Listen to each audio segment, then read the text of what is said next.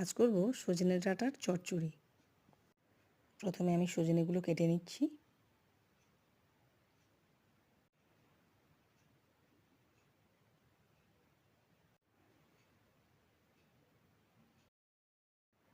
আলুগুলোকে এখানে আমি পাতলা পাতলা করে কেটে নিয়েছি। আমি সোমবাসে দিয়েছি 2টো তেজপাতা আর 5 ফোড়ন।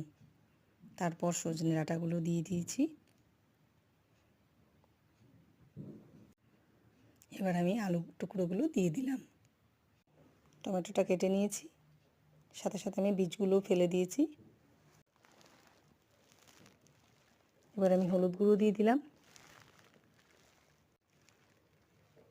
জিরের গুঁড়ো দিয়ে দিলাম, ধনে গুঁড়ো দিয়ে দিলাম, স্বাদ মতো নুন দিয়ে দিলাম। এবার একটু নাড়াচাড়া করে নিচ্ছি।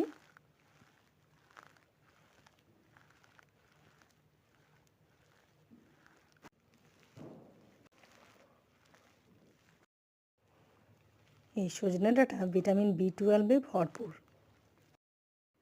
তাই খাবারের তালিকায় মাঝে মধ্যেই সজনে ডাঁটা রাখাটা খুবই জরুরি। এবার আমি কয়েকটা কাঁচা লঙ্কা চিড়ে এর মধ্যে দিয়ে দিলাম।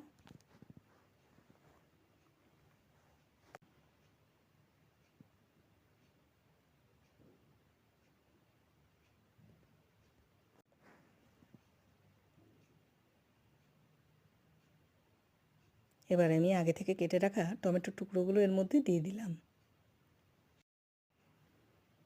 আবার একটু সাঁতলে নিচ্ছি।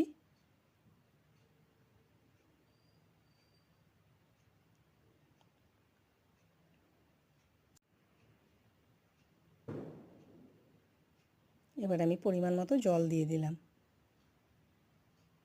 বেশি জল এতে আমি দেব না, কারণ এটা চচ্চড়ি হবে।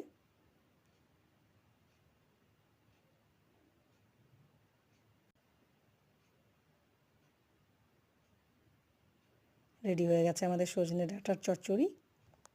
অতি অল্প উপকরণে সুস্বাদু ও স্বাস্থ্যকর খাবার খেতে চাইলে আমার এই চ্যানেলটাকে অবশ্যই সাবস্ক্রাইব করুন।